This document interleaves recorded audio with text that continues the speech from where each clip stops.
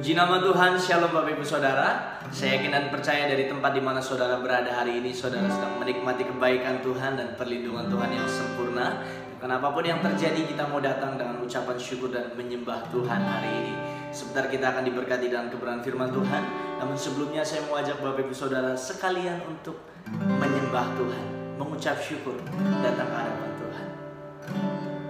Terima kasih Tuhan, karena kami tahu sungguh kebaikan-Mu terus melimpah buat kami. Anugerah Tuhan ada dalam hidup kami. Terima kasih Tuhan. Kami mau katakan hari-hari ini kami terus menantikan tuntunan-Mu. Kami terus menantikan setiap pimpinan Roh-Mu Tuhan. Terima kasih Tuhan, terima kasih. Mari bersama-sama kita angkat pujian ini. Bila Engkau tak besertaku,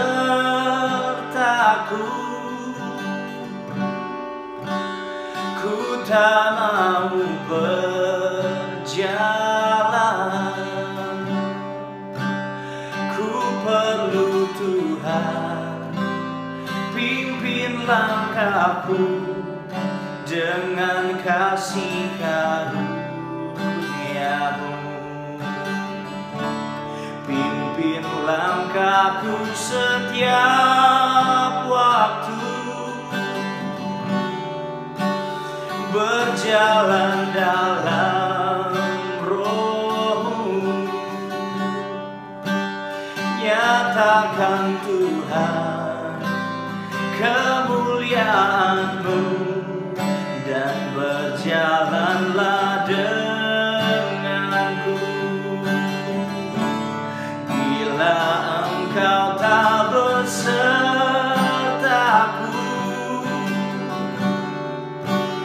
ku tak mau berjalan.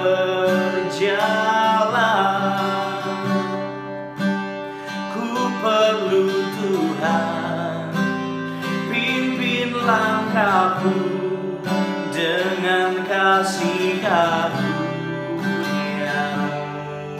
Oh, pimpin langkahku setiap waktu, berjalan dalam Roh-Mu. Nyatakan Tuhan kemuliaan-Mu, dan berjalanlah denganku. Mari bersama-sama. Bila Engkau tak besertaku, ku tak mau berjalan.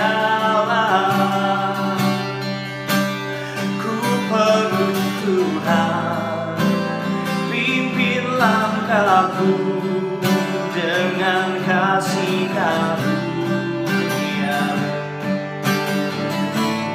Pimpin langkahku setiap waktu, berjalan dalam Roh-Mu. Nyatakan Tuhan kemuliaan-Mu, dan berjalanlah denganku. Mari katakan, nyatakan Tuhan kemuliaan-Mu, dan berjalanlah denganku. Nyatakan Tuhan kemuliaan-Mu, dan berjalanlah denganku. Kami sembah Engkau Tuhan, kami nantikan Engkau, ya Yesus, ya Tuhan kami mengandalkan-Mu. Kami berharap hanya kepada-Mu, Tuhan, Tuhan, haleluya.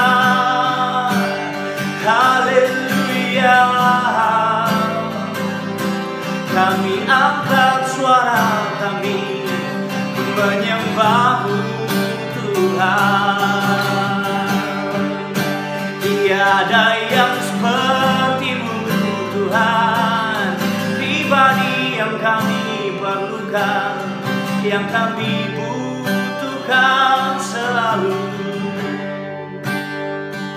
Tiada pernah habis-habisnya kami menantikan Engkau.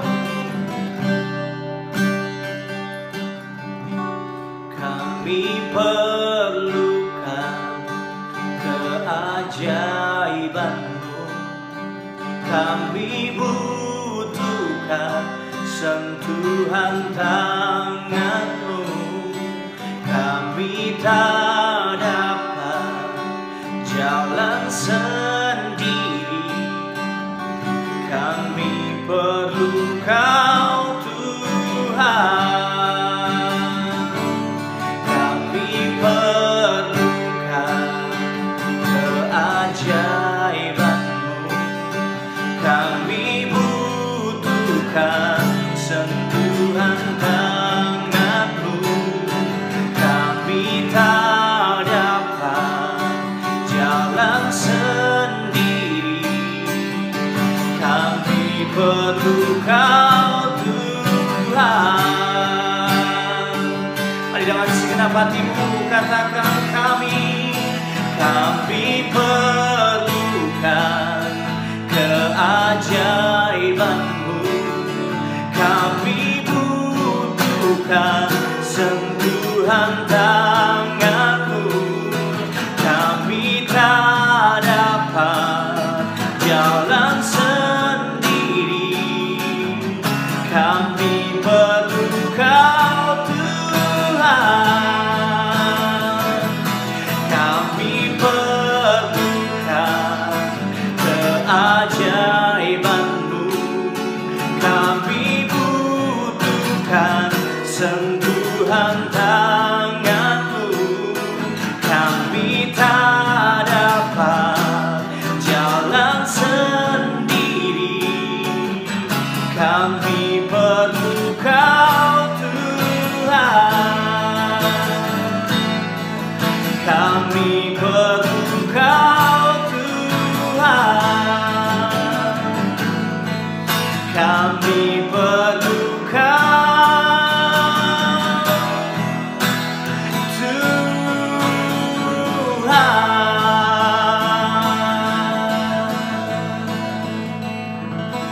Kami percaya kebenaran firman-Mu lah yang memerdekakan setiap kami. Di dalam nama Tuhan Yesus, mau yang diberkati bersama-sama katakan amin. Saya persilahkan kepada hambanya Pastor Billy untuk memberitakan kebenaran firman Tuhan.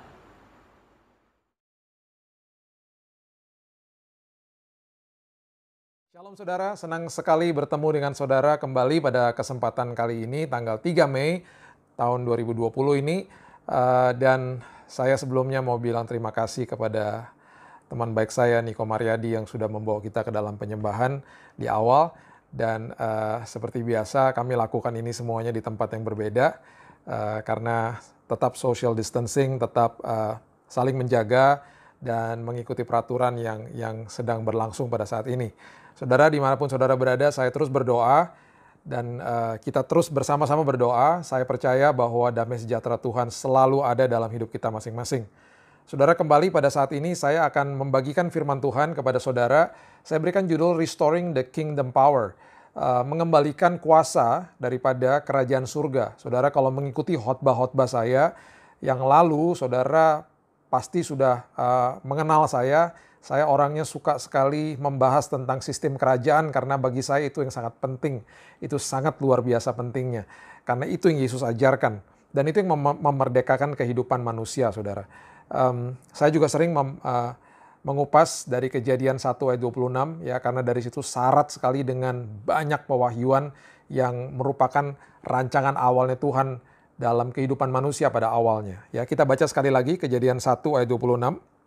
Berfirmanlah Allah, baiklah kita menjadikan manusia menurut gambar dan rupa kita, supaya mereka berkuasa atas ikan-ikan di laut, burung-burung di udara, atas ternak, atas seluruh bumi, dan atas segala binatang melata yang merayap di bumi. Ini adalah ayat di mana pertama kali Tuhan memberikan kuasa atau mandat atau tanggung jawab kepada manusia. Ya, kalau saudara ikuti khotbah saya Dicari Tuhan, itu saya membahas tentang bagaimana Tuhan mencari pendoa-pendoa setelah manusia jatuh ke dalam dosa. Ya, manusia diberikan mandat, diberikan tanggung jawab, dominasi, otoritas atas kehidupan sejak awalnya untuk menguasai bumi ini, menguasai kehidupan ini. Manusia diberikan dominasi, dominion, makanya namanya kingdom, king dominion. Dominasi daripada sang raja itu diberikan ke dalam tangan manusia. Nah, ketika terjadi kejatuhan, manusia sebenarnya kehilangan kuasa, saudara. Kehilangan kuasa itu yang diberikan oleh Tuhan.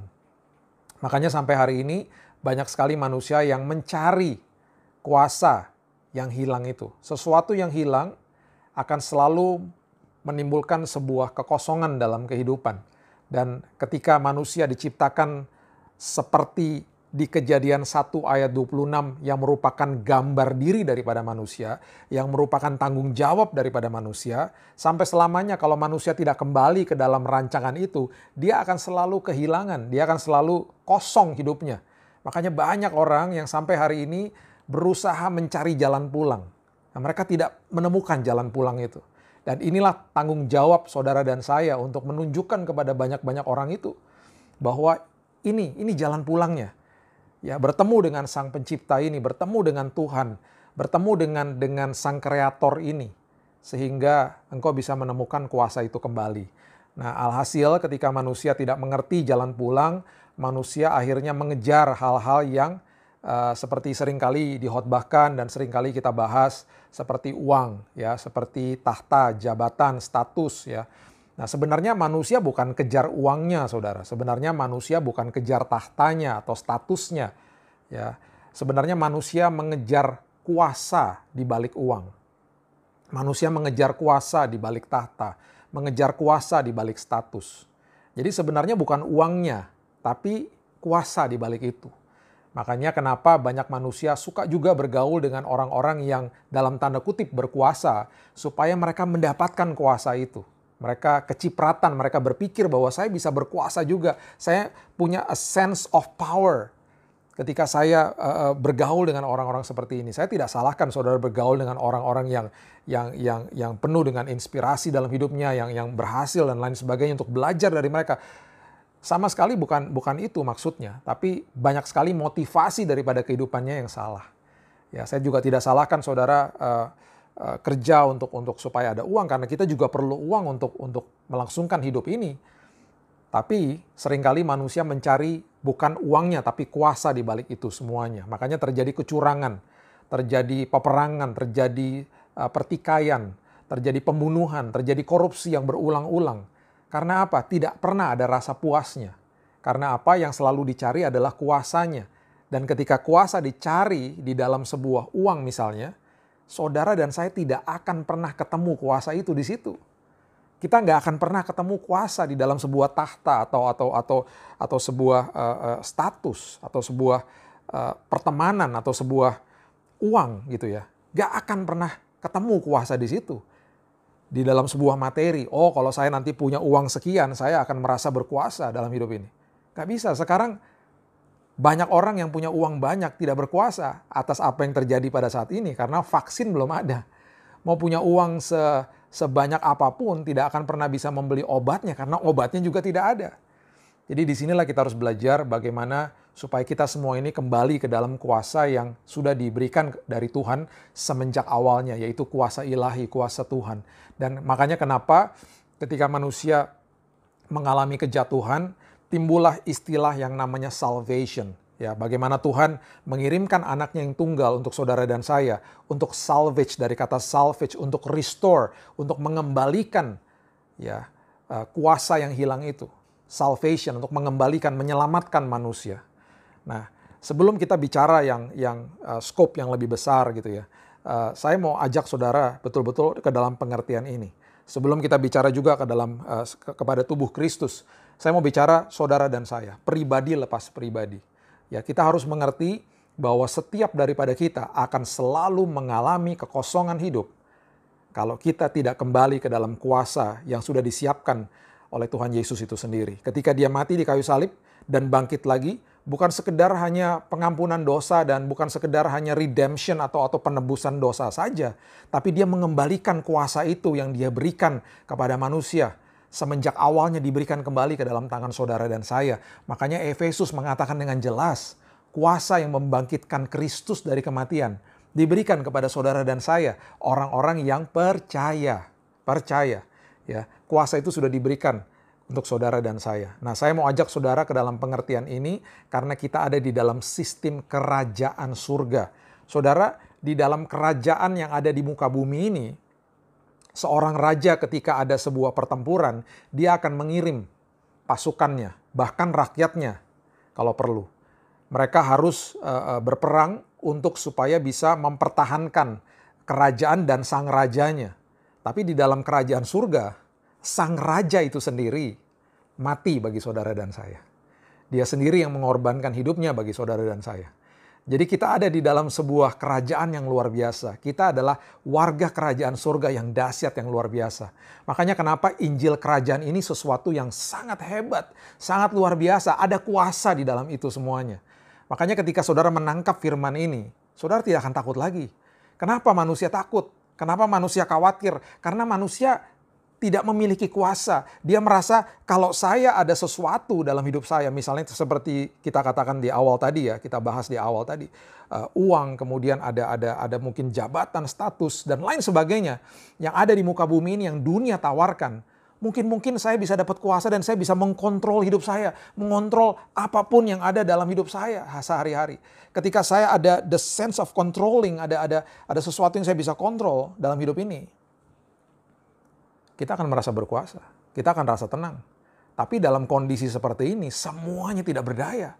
Bahkan pemimpin-pemimpin besar pun tidak berdaya, negara-negara adidaya tidak berdaya. Di saat seperti ini, orang-orang yang mengerti bahwa mereka sudah mendapatkan kuasa itu kembali dalam hidup mereka. Orang-orang yang mengerti bahwa saudara dan saya memiliki kuasa itu di dalam hidup daripada saudara dan saya. Dan kita mengerti bahwa Tuhan Yesus yang mengembalikan itu ke dalam tangan saudara.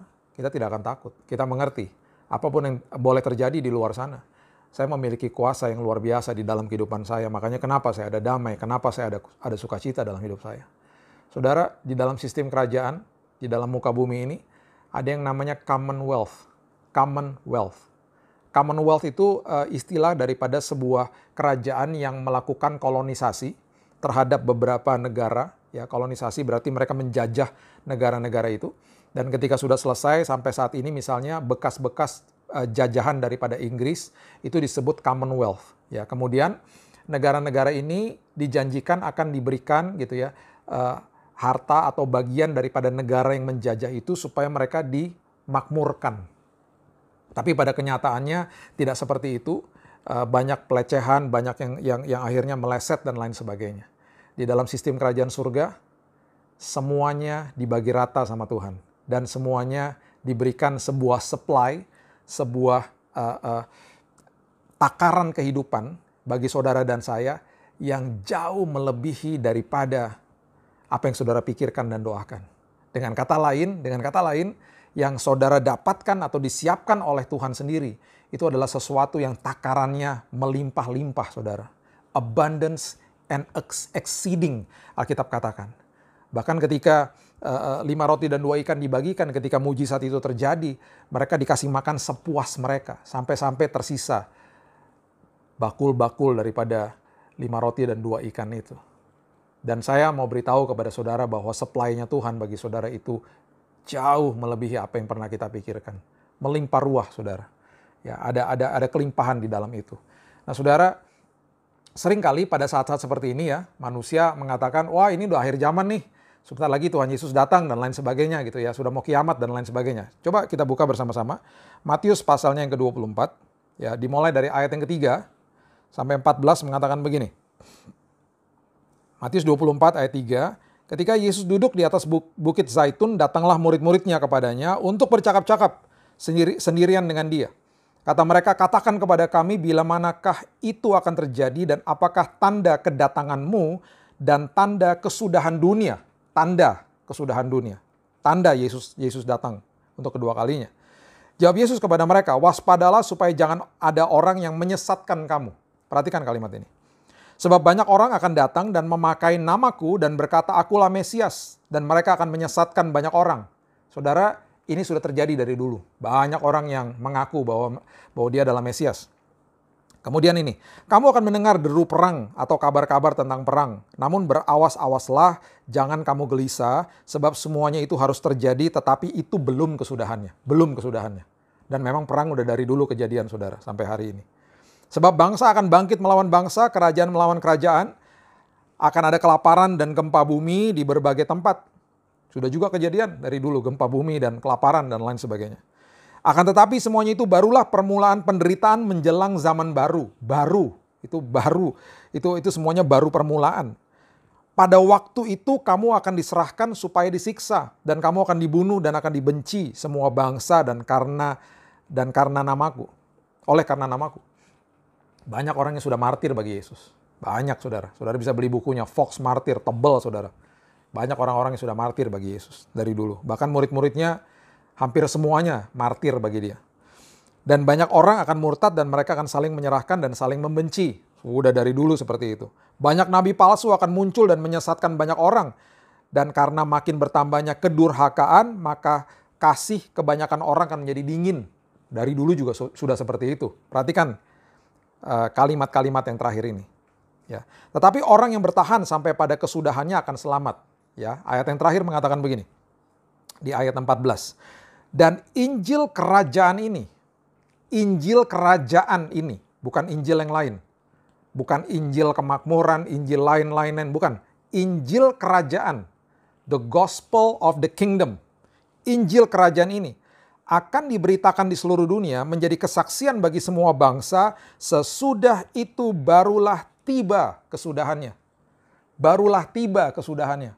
Setelah Injil kerajaan dibagikan kepada seluruh dunia, tiba kesudahannya.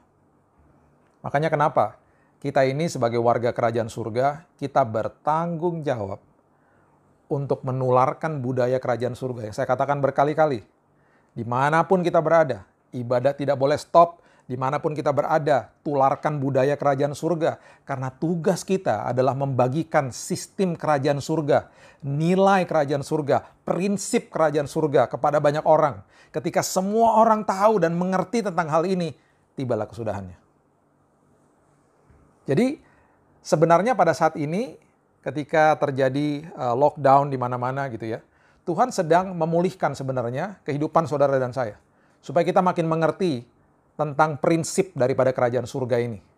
Supaya kita makin mengerti, makin paham bahwa saya ini di dalam kondisi seperti ini, saya akan mendapatkan kuasa itu kembali karena kita juga baru merayakan kebangkitan Kristus yang luar biasa. Saya diserahkan kembali rancangan awal itu yang penuh dengan kuasa. Ketika saya percaya kepada Yesus saya memiliki kuasa yang tak terduga atau tak terhingga. Yang tak terduga sama banyak orang bahkan. Kok kamu bisa begitu? Kok kamu bisa begitu? Karena ada kuasa yang mengalir dalam hidup saudara dan saya. Ketika banyak anak-anak Tuhan mengalami kesulitan hidup, banyak sekali orang-orang yang bertanya, kok kamu bisa bertahan? Kok kamu bisa seperti ada harapan? Itu yang saya katakan, kuasa yang tidak terduga oleh dunia. Kuasa yang sama sekali yang selama ini dicari ke tempat-tempat yang salah, ternyata harus kembali ke dalam pencipta kita. Ke dalam rancangan awalnya Tuhan. Nah, ketika kita mengerti ini, kita akan menjadi orang-orang yang lebih daripada pemenang, ya, lebih daripada pemenang. Jadi percaya sama Yesus itu sebenarnya ada sesuatu yang luar biasa yang sudah disiapkan untuk saudara dan saya. Kuasa itu akan kita terima kembali.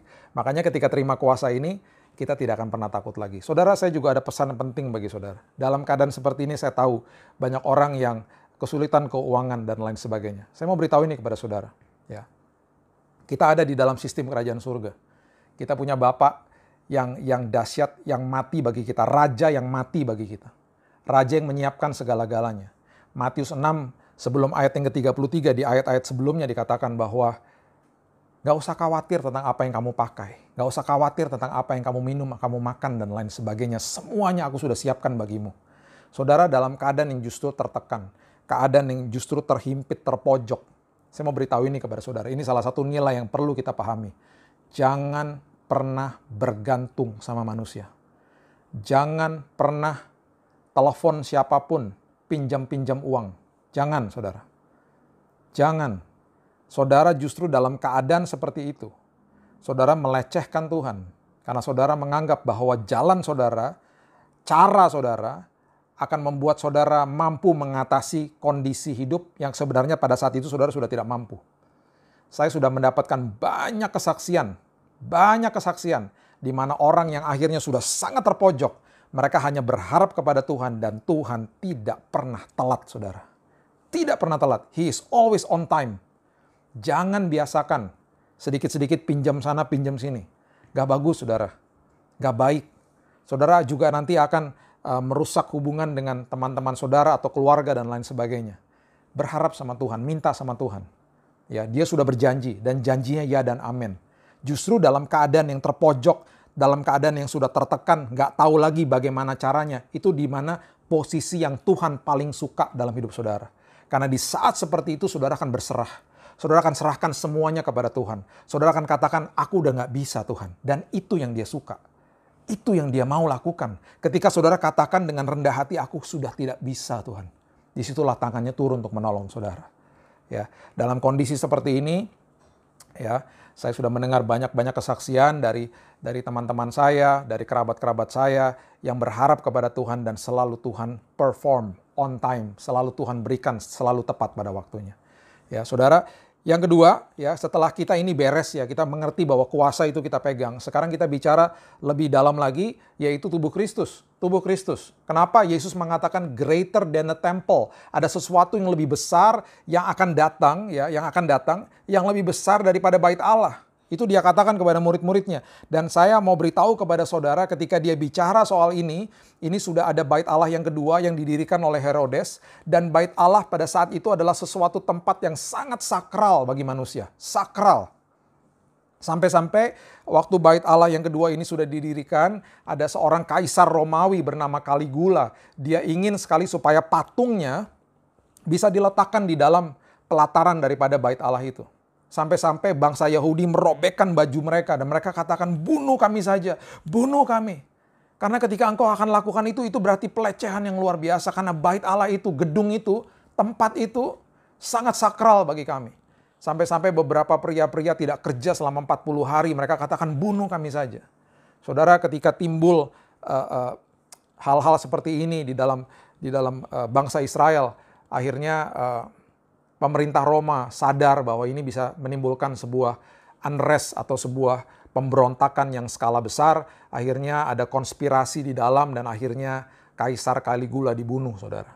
Ketika dia dibunuh, akhirnya rencana ini akhirnya gagal, ya, semuanya kembali normal. Ini saya mau beritahu kepada saudara gambaran tentang bait Allah pada saat itu yang begitu sakralnya. Ya. Saat ini saudara, yang kita alami juga sama. Tapi bedanya saat ini adalah banyak manusia yang terjebak di dalam denominasi, terjebak di dalam sinode, organisasi. Dan banyak juga yang akhirnya berpolitik di dalam, ya, dan akhirnya mencari kuasa yang ada di dalam situ. Saudara tidak akan pernah menemukan kuasa di balik organisasi, sinode, gedung gereja. Bukan itu yang Yesus mau. Yesus datang membawa hubungan kok. Jadi kuasa harus kembali kepada Dia, ya. Nah, akhirnya apa? Timbul pertikaian sana sini, saling mencibir sana sini, ya. Dan ini yang Yesus katakan. Ya, dia katakan begini. Di Matius pasalnya yang ke-12, ya saudara, ayat yang ke-6 dikatakan begini. Aku berkata kepadamu, di sini ada yang melebihi bait Allah. Something is greater than the temple, bahasa Inggrisnya. Jika memang kamu mengerti maksud firman ini, ayat 7, yang ku kehendaki ialah belas kasihan dan bukan persembahan, tentu kamu tidak menghukum orang yang tidak bersalah. Ya. Kemudian, ketika Yesus mulai mengajar ini, memberitahu kepada murid-muridnya, mereka bingung, ini bait Allah yang dibangun dari cut stone, dari batu yang besar-besar ini, dan batu-batu ini bisa beratnya 500 ton, saudara. Jadi Markus 13 ayat yang pertama mengatakan, ketika Yesus keluar dari bait Allah, seorang muridnya berkata kepadanya, Guru, lihatlah betapa kokohnya batu-batu itu dan betapa megahnya gedung-gedung itu. Itu bait Allah besar, itu bait Allah luar biasa, kokohnya, megahnya. Lalu Yesus berkata kepadanya, kau lihat gedung-gedung yang hebat ini? Tidak satu batu pun akan dibiarkan terletak di atas batu yang lain. Semuanya akan diruntuhkan. Semuanya akan diruntuhkan. Saudara, apa yang terjadi? ketika akhirnya sebuah nubuatan yang Yesus katakan kepada muridnya di depan Bait Allah pada saat itu, ya, akhirnya terjadi ketika Yesus sudah naik ke surga. Beberapa tahun setelah itu terjadilah pergejolakan di dalam bangsa Israel, dan akhirnya pemerintah pusat dari Roma mengirimkan legions atau pasukan yang besar ke dalam Yerusalem. Ya, di dalam tembok Yerusalem itu mereka memancing anak-anak muda yang mau berontak untuk masuk ke dalam tembok Yerusalem. Dan akhirnya ditutup gerbangnya, saudara, dan dibunuh. Dan terjadilah pembunuhan massal. Dan bukan hanya itu saja, Bait Allah yang berdiri pada saat itu diruntuhkan, saudara. Dan ketika apa yang Yesus katakan, tidak akan ada satu batu pun yang dibiarkan terletak di atas satu batu yang lain. Itu maksudnya bahasa Inggrisnya thrown down, dilempar ke bawah. Dari Temple of Mount itu, dari atas bukit itu, semua batu-batu yang ada, yang merupakan bagian daripada Bait Allah pada saat itu, diruntuhkan, dihancurkan, dilempar ke bawah. Saudara, kalau pada saat ini sudah pernah ke Israel, saudara lewat di luar daripada tembok Yerusalem, ya saudara bisa melihat batu-batu yang besar itu masih ada di situ, saudara. Dan nubuatan itu terjadi. Dan akhirnya apa yang terjadi, Paulus menangkap tentang hal ini, dan Paulus katakan begini, 1 Korintus 6 ayat 19, atau tidak tahukah kamu bahwa tubuhmu adalah bait Roh Kudus yang diam di dalam kamu, Roh Kudus yang kamu peroleh dari Allah, dan bahwa kamu bukan milik kamu sendiri. Greater than the temple, yang lebih besar daripada Bait Allah, yang lebih besar daripada gedung gereja, yang lebih besar daripada sinode, organisasi, atau denominasi, adalah tubuh Kristus, yaitu saudara dan saya.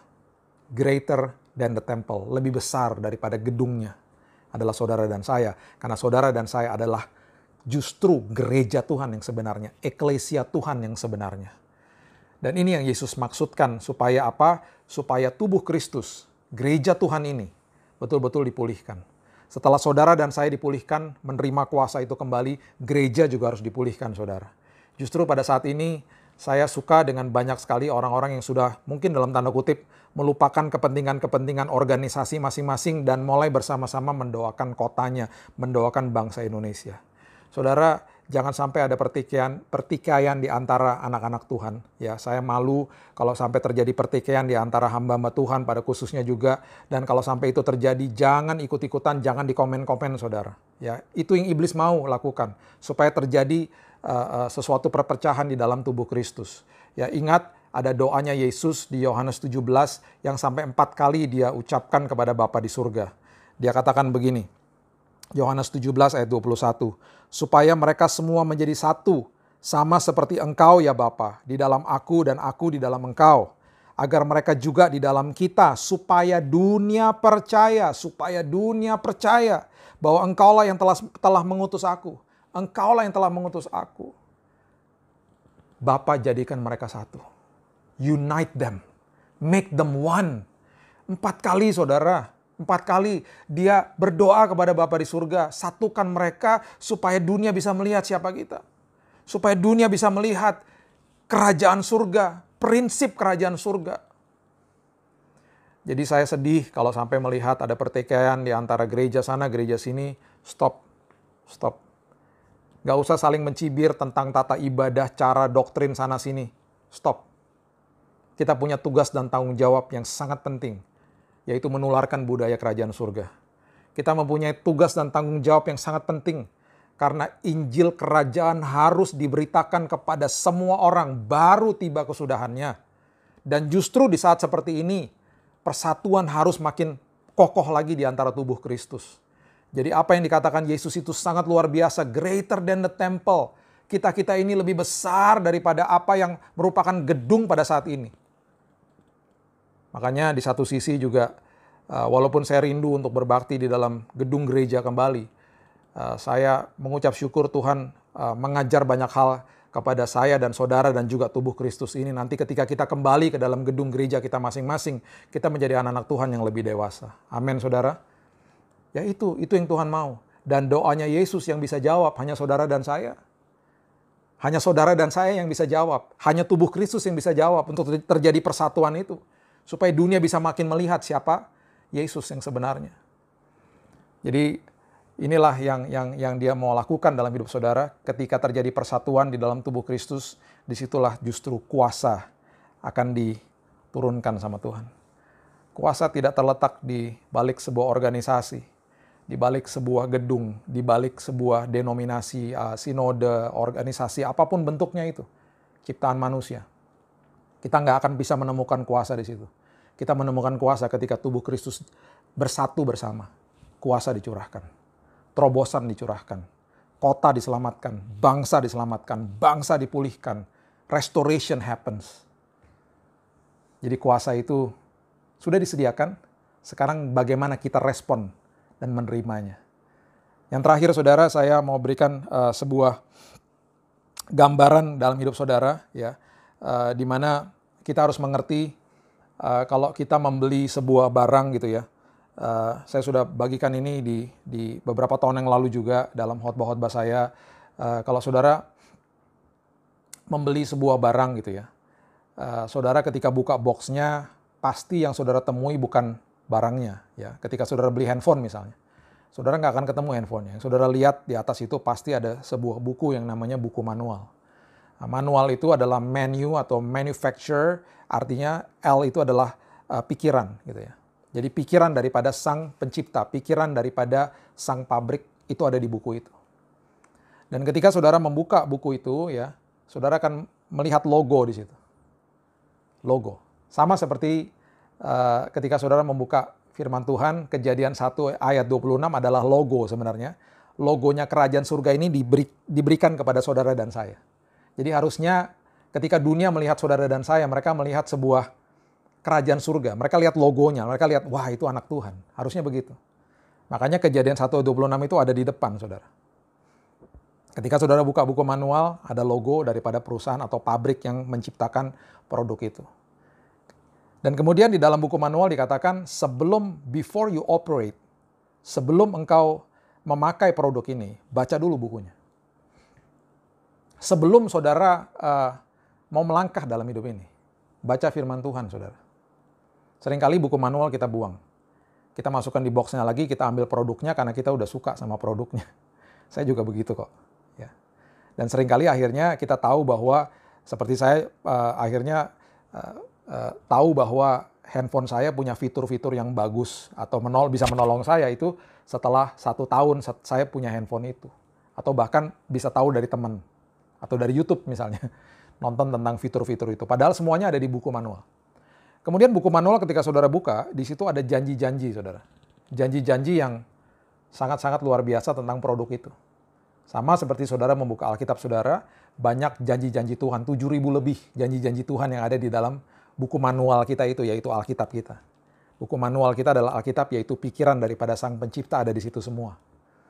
Nah kemudian di situ ada janji-janji yang luar biasa, mengatakan bahwa engkau bisa memakai produk ini, seperti ini, dan banyak sekali fitur-fitur yang bisa menolong kita sebagai konsumennya.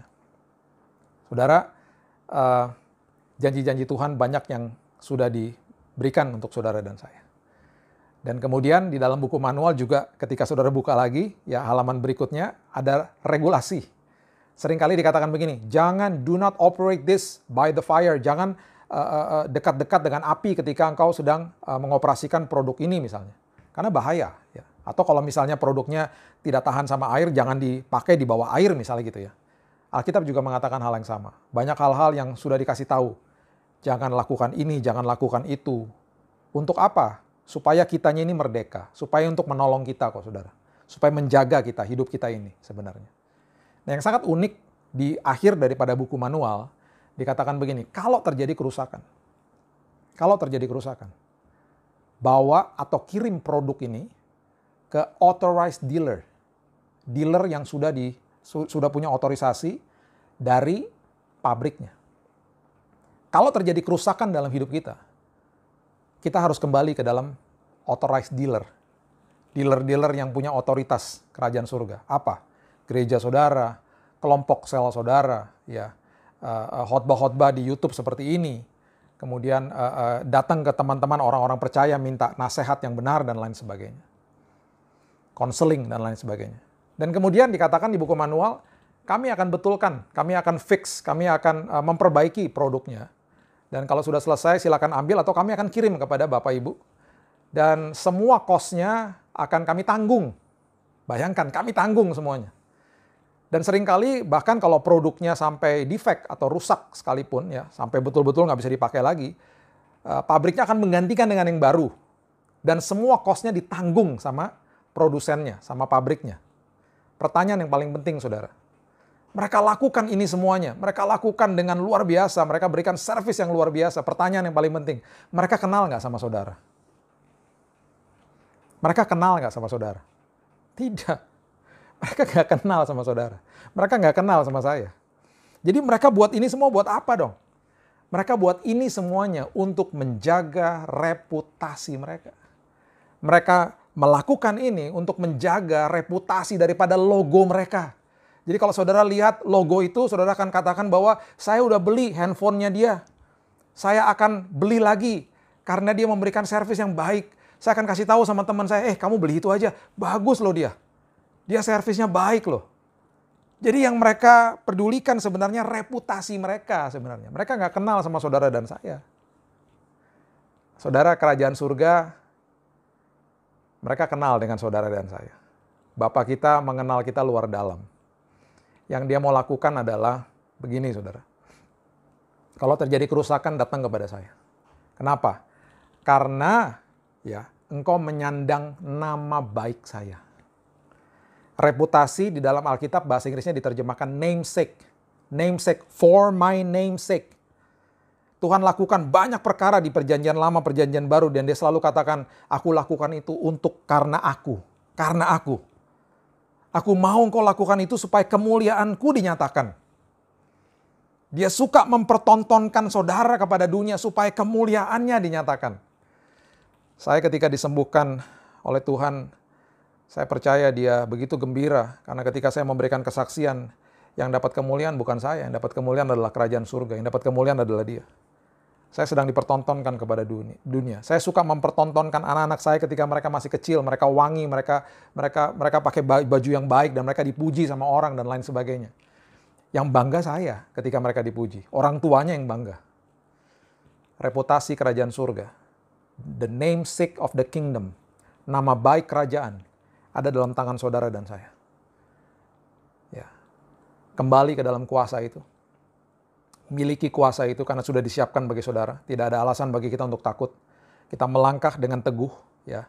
Saudara dalam keadaan terpojok apapun kondisi saudara, berserah kepada Tuhan. Jangan mengandalkan manusia. Saya berani bicara begini karena saya sudah mengalami. Yang kedua, tubuh Kristus. Pemimpin-pemimpin, ya, hamba-hamba Tuhan. Ya, dimanapun saudara berada, dengan segala hormat, jagalah persatuan. Jangan saling mencibir. Ya, gereja harus bersatu. Karena itu yang terjadi ketika gereja bersatu, persatuan terjadi, kuasa dicurahkan. Kuasa dicurahkan. Ini saatnya, ini saatnya. Pada akhirnya, orang lain bisa melihat kerajaan surga. Orang lain bisa merasakan dampak daripada kerajaan surga. Dari kehidupan saudara dan saya. Dari kehidupan tubuh Kristus. Karena sampai kapanpun, ketika ada hal-hal baik terjadi dalam hidup ini, kemuliaannya dinyatakan. Ya, reputasi kerajaan surga, the namesake of the kingdom, dinyatakan lewat hidup saudara dan saya. Saya percaya firman Tuhan pada saat ini memberkati saudara dan berbicara khusus kepada saudara dan menjadi pewahyuan yang dalam, rema dalam hidup saudara, membebaskan, memerdekakan hidup saudara. Dan saya percaya kita akan ketemu di kesempatan yang berikutnya dengan kondisi yang makin lebih baik, penuh dengan damai, penuh dengan sukacita, ya, makin dewasa di dalam Tuhan. Ingat, apapun yang Yesus lakukan, ya, yang Yesus mau lakukan, dia bisa menghilangkan corona dalam waktu detik, saudara. Detik hilang.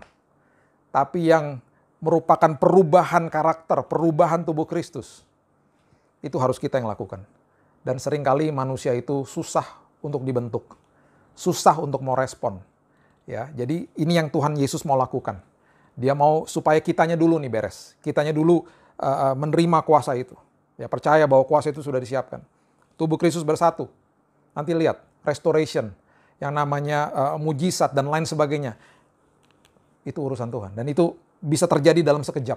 Ya, kesembuhan saya, yang saya bangga ketika saya disembuhkan Tuhan, bukan kesembuhannya sebenarnya. Kesembuhannya bonus, saya selalu katakan begitu. Yang saya bangga adalah saya diubahkan Tuhan. Istri saya diubahkan Tuhan. Anak-anak saya diubahkan Tuhan. Ini saatnya kita berubah. Ini saatnya kita mengandalkan kuasa dari segala kuasa. The source of all sources. Sumber dari segala sumber, yaitu Yesus Kristus. Shalom, dan izinkan saya berdoa bagi saudara pada kesempatan kali ini. Tuhan, terima kasih buat waktu yang singkat ini, Tuhan. Kami percaya di hari Minggu ini, Tuhan, dan seterusnya kami akan makin kokoh di dalam Tuhan. Kami akan makin tajam pewahyuan-pewahyuan yang kami sudah belajar selama ini. Kami akan makin teguh. Kami akan makin penuh dengan damai sejahtera, sukacita Tuhan yang melimpah, hikmat daripada Tuhan. Dan supaya kami bisa melangkah dengan kepastian hari lepas hari, karena kami mempunyai kuasa yang sudah diberikan kembali ke dalam tangan kami, yaitu kuasa daripada Sang Pencipta kami. Dan kami percaya kuasa kebangkitan Kristus ada dalam tangan kami. Terima kasih Tuhan, pulihkan pribadi lepas pribadi, tubuh Kristus, dan juga kami menjadi warga kerajaan surga yang menunjukkan jalan pulang kepada banyak orang. Supaya mereka mengerti bahwa kerajaan surga adalah jawaban atas kehidupan mereka. Materaikan firman ini Tuhan, dan kami akan jadi pelaku-pelakunya. Di dalam satu nama Yesus Kristus Tuhan kami sudah berdoa dan mengucap syukur. Kita sama-sama katakan, amin, amin. God bless you. See you next time.